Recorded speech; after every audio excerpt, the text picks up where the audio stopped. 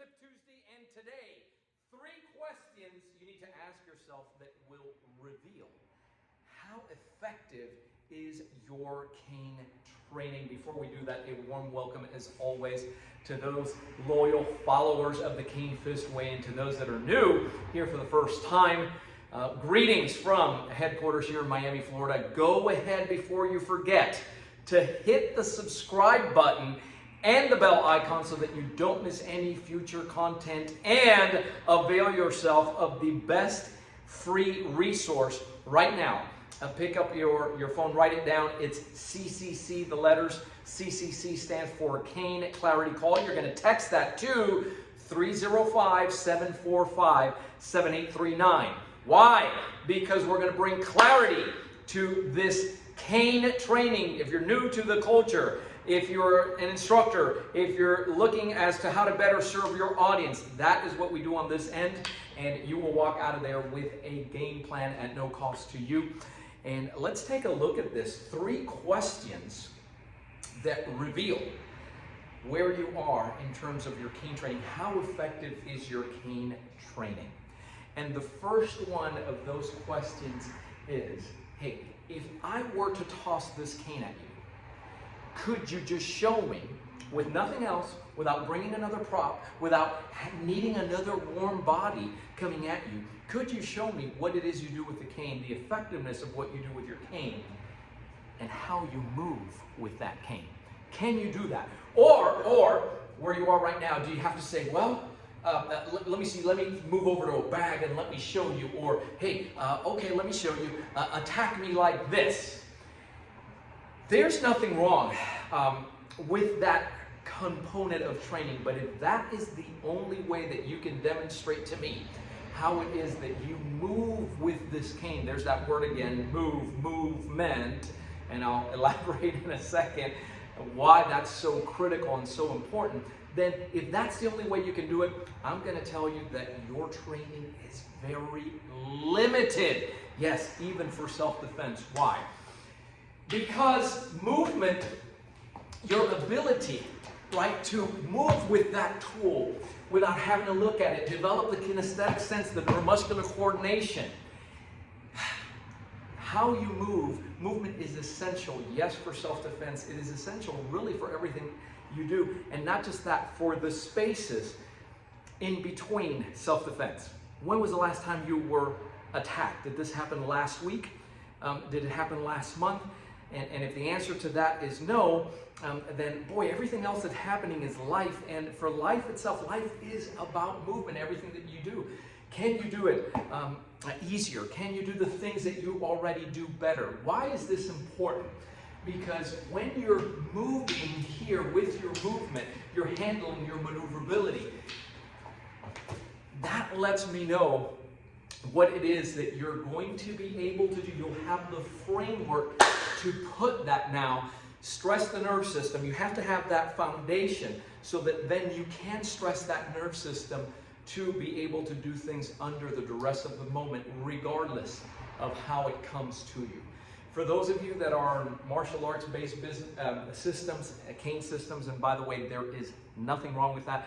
I am not against any of that. It is different than what we do over here, so I do make that distinction. And those of you that say, hey, I do forms, that's how I can show you how fantastic. Make sure that you know why it is that you're doing, and that those principles in those forms carry over, because I contend that I was there from the beginning. Remember, I was there 30 years ago when this whole thing started, and I know why you do what you do. Make sure you do that, you know that as well. In ACSD, I'll give you just one example. Anything having to do with drilling. When you see movements like this, whether it be in cane flow, this type of thing that's so tight in here, and you see these types of movements, right? And you say, well, what is that? That's just fancy stuff. Let me give you one example. If I'm going to do a drill here with Kiko, and I'm going to have, I need to have control because I don't have a drone here today. And I'm doing this, see, I'm not really looking at him, but just to, whoa, right, and be able to, at that moment as a drill, right, for hand-eye coordination, and he throws that shot. And I did this, palm heel, locked him up back here, came over, struck the head. Here, right? Oh, but Joe, you always talk about no hokey pokey. Yeah, but check this out. Here, he's from the side. I'm not going to his midline. This whole area is exposed. The ribs run this way. I'm coming in there, sorry about that, creating some space. Said I was going to have control. And then he's coming back, right? And this, he gets to see this. I'm going to tighten that tip there. That's what he sees, right? And boy, if you see something like this that's coming at you over, there's a tendency to want to put up your hand, even if you can see it. Don't miss this as well. That windshield wiper that comes from here, this position, right? Everybody's moving out of the way. Let's just do this. Here you go. Because everybody's covering themselves up because this thing goes off like it was shot from mechanics. So you have that 200-mile-an-hour swing either way, tight in the guard zone, and that's why movement, your ability to move, is important. But not just that, it has to be revealed to you. Why is it that you're doing what you're doing?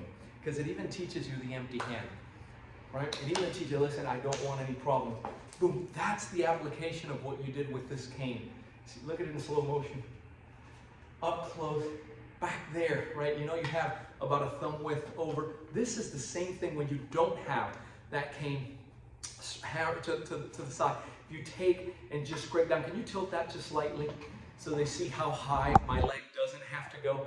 All I'm doing is lifting the side of the leg and going into, and then creating my distance because I just want to get away. But from day one, at least with ACSD, what you do with the cane also reveals what it is that you are doing, how it is that you do your empty hand. And that's one example. That's just one example. What about the idea, for instance, you're dealing here, right? Anything that you're doing, advanced cane drivers, man, they make us go from one corner, hold on, one corner to the other. If he moves in here so close, and look where my cane is, right? I may not have the opportunity to do this because he's going to jam me. He might jam me there. But my footwork allows me to move back to where it looks something like this from that same hand, right? And so what happens there when you have this movement, which you have in one of the forms, and you're drilling this over and over, notice that I have to relax my grip a bit to come down here. Why? What is that for? What does that represent? So if I'm dealing here with somebody and he's coming in and I have to adjust to the strike here to knock it down, radial side, right, bone, wood on boom, boom, you're striking in. When I slide down, that's because I'm hooking and this is long enough at 36 that I can smash in here. Same thing if I have my empty hand, right, I'm moving to the inside, so the movement is built in, right, already. See how that works? Have you ever seen this ACSD, right, crew? And you're moving, oh, what is that? What is that move? What are you doing there with that movement, right? Because you guys move like you're dancing, and then you have this kind of thing. Where else have you seen that, right? Where else have you seen that move? And that comes straight out of your ACSD form. Oh, right, when you have this here, and it comes straight off of number 2. So you're getting jammed, or for whatever reason he put this here. When you come over and lock, and he comes down, look at the level that he's at. Because everybody thinks that it's just, oh, he's moving his foot because somebody's coming low. Maybe, but what about when I do this? Look at this guy. Go ahead, what are you trying to, yeah, to take me off my feet, right? So when you see this movement, you'll know better that it's to remove that and you're coming back to strike when you're doing it. So you have to know, right, why you're doing what you're doing. Movement is essential. For those of you that are watching, let's say, that's fine because you can do that. You know, you've been doing it all your life and, you know, but I'm not an athlete. Check the facts. Okay, check the facts. ACSD leader graduates moving into advanced curriculums, moving into master's curriculum, you're going to see them. Some of them have to use 2 canes to ambulate, right? No big deal. Mindset is where it needs to be. They start at the very bottom. We have those with prosthetic legs, right? Okay, prosthetic limb. We're going to focus on what they can do and not on what you can't, because what you can do is usually so much more. We have those who have had stroke. They can only use one side of their body.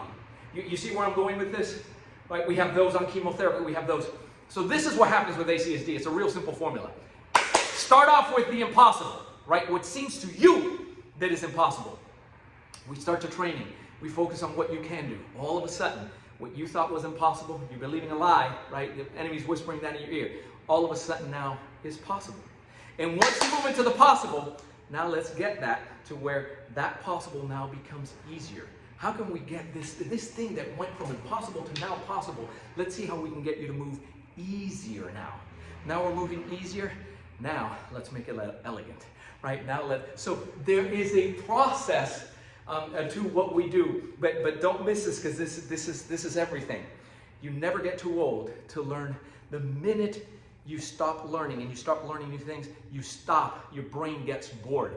Cane training is brain training, and the minute you stop learning and you don't have something else to entertain that brain, you're done. Has nothing to do with age. That means you can be a 25-year-old who stops learning. There's nothing else. He's bored and he's done. We don't want that for you or for anybody. Hey, the third thing that you should be able to answer is, where are you in the timeline of your training? Can you look and say, this is what I've accomplished thus far. This is what I have next. This is my next step. This is the longer term goal. This is where I'm going, but this is where I am specifically, because there's a written curriculum for you. You have a set of trained eyes telling you and supporting you, guiding you, giving you the accountability. If you don't have those three questions, right? Do you have a way of training that doesn't involve another warm body or another prop other than your cane, regardless of where you are, right? We deliver the training, cane empowerment, ACSD cane empowerment coaches deliver this training worldwide from the comfort and safety of where you are, so no more excuses. That's yesterday's technology, right? So can you do that? Do you know what you're doing with those movements? Do you know what you're doing with those movements? And number three, do you clearly know where you are in the timeline of your training? What have you done and what have you remaining to do to get to where you want to go? That's the bottom line, right? That's the cane journey. All right, so to that end, again, as I reminded you early on, text the letter CCC. Let's have a conversation. Let's find out where you are right now, what your goal is. Let's see how we can make this happen for you. I'm Joe Robaina for American Cane Self-Defense. Thanks for watching. Keep caning. Stay safe.